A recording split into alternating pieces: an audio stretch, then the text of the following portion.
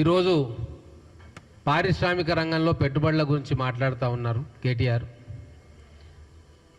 కేవలం కేటీఆర్ గారు విదేశాల ట్రిప్లకు పోయినప్పుడు, దావోస్కో ఇంకొకరికో పోయినప్పుడు ఏదో ఒక ఎంఐయు అనుకుంటా మీడియా హల్చల్ చేసేది, అది మీ అందరికీ తెలుసు. కానీ ఈరోజు వారానికి 2-3 కంపెనీలతోటి అటు శ్రీధర్ బాబు గారి సమక్షంలోనో ఇటు ముఖ్యమంత్రి గారి సమక్షంలోనో ఎంఓయూలు జరుగుతున్న విషయం మీ అందరికీ తెలుసు. ఈ వారంలోనే ఆ పేర్లు కూడా అన్ని కంపెనీలు వస్తూ ఉన్నాయి. చెప్పుకోవడానికి పోతే లిస్ట్ చాలా పెద్దగా ఉంటుంది. ఫార్మా కంపెనీలతోటి మొన్న 2 రోజుల క్రితం, నిన్న మళ్ళీ ఇంకొక కంపెనీ, దిగ్గజ కంపెనీతోటి, ఇట్లా అనేక వేల కోట్ల రూపాయలు ఈరోజు పారిశ్రామిక రంగంలో తెలంగాణలో పెట్టుబడులకు ముందుకు వస్తూ ఉన్నాయి. విద్య విషయంలో కూడా అనేక విప్లవాత్మకమైన మార్పు ఈ సంవత్సర కాలంలో కాంగ్రెస్ ప్రభుత్వం తీసుకొచ్చింది. ఎన్నో సంవత్సరాలుగా పెండింగ్లో ఉన్న 2016-17 నుంచి పెండింగ్లో ఉన్న కాస్మెటిక్ ఛార్జెస్ కానీ, డైట్ ఛార్జెస్ కానీ, విద్యార్థులు ఎంత కోరితే, అధికారుల నిపుణుల కమిటీ ఎంత కావాలని అడిగితే అంత ఇచ్చేసి మొన్ననే రిలీజ్ చేసి ఈ నవంబర్ 1 నుంచి ఇంప్లిమెంట్ చేస్తూ ఉన్నాం. ఏనాడు పట్టించుకొని ఐటీఐలను ఏటీసీలుగా, అడ్వాన్స్ ట్రైనింగ్ సెంటర్లుగా మార్చి 2700 కోట్ల రూపాయలు ఖర్చు పెడతా ఉన్నాం. ప్రతి నియోజకవర్గానికి ఒక ఇంటిగ్రేటెడ్ రెసిడెన్షియల్ స్కూల్ కాంప్లెక్స్ను శంకుస్థాపన చేసుకుంటా ఉన్నాము. కొన్ని ఆల్రెడీ కన్స్ట్రక్షన్ మొదలు పెడతా ఉన్నాం. 9 ఏళ్ల కాలంలో మీరు పూర్తి చేయలేని లేదా సంకల్పం చేయలేని ఉస్మానియా హాస్పిటల్ భవనాన్ని కూడా, కొత్త భవనాన్ని రేపో మాపో గోషామాల్ స్టేడియం ప్రాంతంలో శంకుస్థాపన చేసుకోబోతా ఉన్నాం. కేటీఆర్ గారిని చూస్తే నవ్వు వస్తుంది. ఎందుకు రేవంత్ రెడ్డి గారు మాటికి ఢిల్లీకి పోతున్నారు అని చెప్పి పదే పదే వాళ్ళు చేసిన తప్పులను కప్పిపుచ్చుకునే క్రమంలో మాట్లాడుతూ ఉన్నారు. వాళ్ళు ఆ తప్పు చేసిండ్రు. ఏ రోజు కూడా కేంద్రంతో మాట్లాడకుండా, కేంద్రంలోని పెద్దలతో మాట్లాడకుండా, వాళ్ళ నిధులను సహాయం అడగకుండా, వాళ్ళు తప్పు చేసి వాళ్ళ అహంకారపూరిత వైఖరితోటి తెలంగాణ ప్రజలకు తీరని నష్టం చేసిండ్రు. అయ్యా, మన రాజ్యాంగ దినోత్సవం ఈరోజు. ప్రపంచంలోనే ప్రత్యేకమైన రాజ్యాంగాన్ని మనం రచించుకున్నాం. ఇటు రాష్ట్రాలకు అటు కేంద్రానికి సమాంతర హక్కులను కల్పించుకొని ఒక ఫెడరల్ స్టేట్గా మనం రూపాంతరం చెందినాం. కేంద్ర ప్రభుత్వం బాధ్యతలు కొన్ని, రాష్ట్ర ప్రభుత్వ బాధ్యతలు కొన్ని, ఇవన్నీ కలగలిపి విభిన్న జాతుల సమాహారంగా ఉన్న భారతదేశాన్ని అఖండంగా ఉంచడానికి ఆ రోజు రాజ్యాంగ నిర్మాతలు ఒక ఫ్రేమ్వర్క్ను, ఒక స్ట్రక్చర్ని ఎంచుకొని దాన్ని రాజ్యాంగంలో పొందుపరిస్తే దాన్ని తూచా తప్పకుండా ఈరోజు రేవంత్ రెడ్డి గారి కాంగ్రెస్ ప్రభుత్వం అమలు చేస్తూ ఉంది. లెక్కలు సరిగా ఆయన గుర్తు లేకపోవచ్చు, కేంద్రంలో ఎన్ని మినిస్ట్రీలు ఉంటాయి, ఎవరి దగ్గర ఫండ్స్ ఉంటాయి, అవన్నీ ఆయనకు తెలియకపోవచ్చు. కానీ ఈరోజు నేను కేటీఆర్ గారికి ఒక మాట చెప్పదలుచుకున్నా. కేంద్రంలో ఈరోజు నరేంద్ర మోడీ గారి నేతృత్వంలో అనేక శాఖలలో 30 మంది క్యాబినెట్ మినిస్టర్లు ఉంటారు. 5 మినిస్టర్లు స్టేట్ మంత్రులైనా ఇండిపెండెంట్ ఛార్జ్. వీళ్ళందరినీ కూడా కలవాల్సిన బాధ్యత రాష్ట్రాల ముఖ్యమంత్రికి ఉంటుంది. ఎందుకంటే ప్రతి ముఖ్యమైన శాఖకు ఒక కేంద్ర మంత్రి ఉంటాడు. ఆ రాష్ట్రానికి, ఆ కేంద్ర శాఖకు, రాష్ట్రంలో ఉన్న శాఖలకు సమన్వయం కావాలా, కేంద్రం నుంచి ఫండ్స్ రావాలా, కొంత కాంట్రిబ్యూషన్ కేంద్రం ఇస్తే కొంత కాంట్రిబ్యూషన్ రాష్ట్రం ఇస్తుంది. ఇది మనం రాజ్యాంగంలో పొందుపరుచుకున్న లేదా అడ్మినిస్ట్రేటివ్ నియమావళి ప్రకారం పొందుపరుచుకున్న అంశాలు.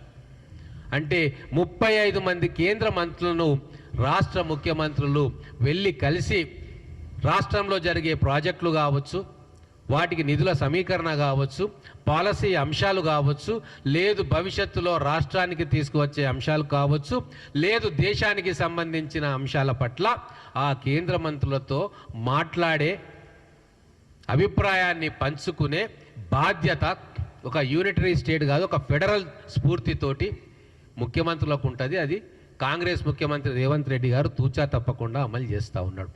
అసలు మీరు రాజ్యాంగం చదివితే కదా, తెలంగాణలో భారత రాజ్యాంగం అమలు కాలేదు కదా. 2014 నుంచి వాళ్ళు గద్దె దిగేదాకా కేవలం కల్వకుంట్ల రాజ్యాంగం అమలైంది. కల్వకుంట్ల రాజ్యాంగంలో కేంద్ర మంత్రులను కలవకూడదు, ప్రధానమంత్రి వస్తే ఆయనతోటి మాట్లాడకూడదు, ఏ సహాయం కూడా కేంద్రం నుంచి తీసుకోవద్దు, మొత్తం నేనే చేసిన కేసీఆర్ వల్లనే ఇదైంది అని చెప్పి తెలంగాణ ప్రజలను భ్రమపెట్టే ప్రయత్నం చేసి చెవులో పువ్వు పెట్టే కార్యక్రమం ఈ 9.5 సంవత్సరాలు చేసిండు. కానీ కాంగ్రెస్ ప్రభుత్వం అట్లా చేయదు.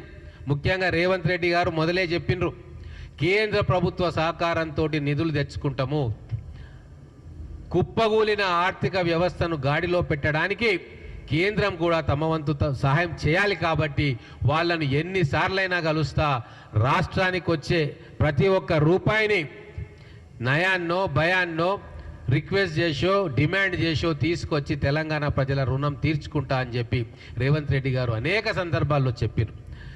వీళ్ళకి అది మింగుడు పడట్లే. అందుకే ప్రతి ఒక్క అంశాన్ని రాజకీయం చేసే ప్రయత్నం చేస్తూ ఉన్నాడు. ఇప్పటికైనా తెలంగాణ ప్రజలకు గమనించాలి, రాష్ట్రాల ముఖ్యమంత్రులు ఢిల్లీకి పోతున్నారు అంటే అది తెలంగాణ ప్రజల మేలు కోసం. ఉదాహరణలు 2 చెప్తా. మీరు 9 ఏళ్ళు బీఆర్ఎస్ పార్టీ ప్రభుత్వం నుండి గింజుకున్నా కంటోన్మెంట్ బోర్డు విలీనం కాలే, కానీ రేవంత్ రెడ్డి గారు మొదటి సంవత్సరంలోనే కేంద్రాన్ని ఒప్పించి ఆ ప్రయత్నం చేసిండ్రు. మహానగరంలో కంటోన్మెంట్ ప్రాంతాన్ని విలీనం చేసుకున్నారు. అలాగే ఎలివేటెడ్ కారిడార్స్, ఇటు గట్కేసర్కు అటు షామీర్పేటకు వెళ్ళే ఎలివేటెడ్ కారిడార్స్కు కేంద్రం గ్రీన్ సిగ్నల్ ఇయ్యలే వేళ 9.5 సంవత్సరాల్లో. కానీ రేవంత్ రెడ్డి గారు వెళ్ళిన తర్వాత దానికి గ్రీన్ సిగ్నల్ లభించింది, పనులు మొదలు కాబోతూ ఉన్నాయి. రేపు ఇచ్చే ఇందిరమ్మ ఇండ్లలో కూడా కేంద్ర ప్రభుత్వం నుంచి సహాయం తీసుకుంటాం. రేపు పబ్లిక్ డిస్ట్రిబ్యూషన్ సిస్టంలో కూడా కేంద్ర ప్రభుత్వం నుంచి సహాయం తీసుకుంటాం. అందుకే ప్రతిసారి కేంద్ర పెద్దలతో కలిసినప్పుడు ఖచ్చితంగా రాష్ట్రానికి రావాల్సిన హక్కులను, రాష్ట్రానికి రావాల్సిన నిధులను ముఖ్యమంత్రి గారు ప్రధానమంత్రితో సహా అన్ని శాఖలకు చెందిన కేబినెట్ మంత్రులతో మాట్లాడుతూ ఉన్నారు, రాజ్యాంగబద్ధంగా పరిపాలన చేస్తూ ఉన్నాడు. ఇంకోటి మన విచిత్రమైన మాట, అదానీ అంశంలో కోడంగల్లో సిమెంట్ ప్లాంట్ ఎట్లా పెడతారు అదానిది అని. అదానీ పెడతాడా, అంబానీ పెడతాడా, టాటా పెడతాడా, బిర్లా పెడతాడా?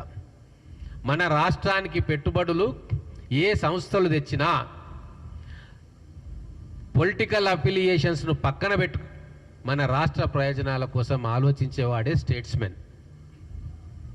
అందుకే ఈరోజు టాటా వాళ్ళు ప్రాజెక్టులు తెచ్చినా, అదానీ తెచ్చినా, అంబానీ తెచ్చినా వాళ్ళు 100 కోట్ల రూపాయలతోటి ప్రాజెక్టు పెడతారు అన్నప్పుడు ఖచ్చితంగా తగు జాగ్రత్తలు తీసుకొని రాష్ట్రంలో పెట్టుబడులను ఆహ్వానించే బాధ్యత ముఖ్యమంత్రి గారిది. వారు ఆ పనే ముఖ్యమంత్రి గారు శ్రీధర్ బాబు గారు చేస్తూ ఉన్నారు. కార్పొరేట్ లా ప్రకారంగా ఇన్కమ్ ట్యాక్స్, ఈడీ ఇవన్నీ ఎన్నో చట్టాలు భారతదేశంలో ఉన్నాయి. ఏవైనా కంపెనీలు ఆ చట్టాలను ఉల్లంఘిస్తే రాష్ట్ర చట్టాల ప్రకారం, కేంద్ర చట్టాల ప్రకారం అధికారులు, ప్రభుత్వాలు ఆ కంపెనీల మీద చర్యలు తీసుకుంటాయి. దాన్ని ఎవ్వరు కూడా ఆపలేరు. కానీ కంపెనీలు ఎక్కడో పొరపాటు చేసినాయని చెప్పి వాళ్ళు వచ్చే పెట్టుబడులను ఆపడం అనేది మన ముందున్న అన్నం ముద్దను మన పిల్లలకు కాకుండా చేయడమే. ఆ మాత్రం ఇంగితం కూడా ఇండస్ట్రీ శాఖ మంత్రిగా ఉన్న కేటీఆర్కు లేకపోవడం అనేది చాలా విచారకరం. ఒక చిన్న ఎగ్జాంపుల్ నేను చెప్తున్నా. మా మహబూబ్ నగర్ బిడ్డలు బాధ ఎట్లా పడతా ఉన్నారంటే, ముఖ్యంగా తెలంగాణ ప్రాంతంలో 2 ప్రాంతాలు బాగా వెనుకబడ్డాయి. ఒకటి మహబూబ్ నగర్ ప్రాంతంలో పశ్చిమ మహబూబ్ నగర్, గద్వాల ప్రాంతము, మక్తల్ ప్రాంతము, నారాయణపేట ప్రాంతము, కొడంగల్ ప్రాంతము. అలాగే మెదక్ జిల్లాలో కొన్ని ప్రాంతాలు, నారాయణఖేడ్ ప్రాంతము, మిగతా కొన్ని ప్రాంతాలు చాలా వెనుకబడ్డాయి. అక్కడ వాటర్ రిసోర్సెస్ తక్కువ. కొంత కొడంగల్ ప్రాంతం అయితే ఎడారి ప్రాంతం. కొన్ని గ్రామాల్లో 100,000 ఎకరాల్లో మీకు బోర్ బావులు కూడా పడవు.